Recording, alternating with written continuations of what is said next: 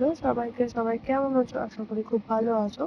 তো আজকে ছিল জেরিয়াট্রিক ক্লিনিক মানে বয়স্ক অ্যাবাভ 60 মানুষদের চেকআপ, ফিজিক্যাল রুটিন চেকআপ। তো সেটার জন্য প্রথমেই এই বয়স্ক মহিলাটি আছেন যার বয়স অ্যাবাভ 80 তো হবেই কম করে। ওরা বয়স বলতে পারে না। ইভেন চেয়ারটাতে বসতেও পারে না। ওরা সে মাটিতে বসে অভ্যস্ত। মানে পাহাড়ের মানুষ প্রচুরই সিম্পল একটা জীবনযাপন করে। এই বয়স্ক মানুষটা ইভেন গরু ছাগল চড়িয়ে নিয়ে দিন কাটায়। ছেলেরা দেখে না। তো সেই দুঃখের কথাও বলছিল।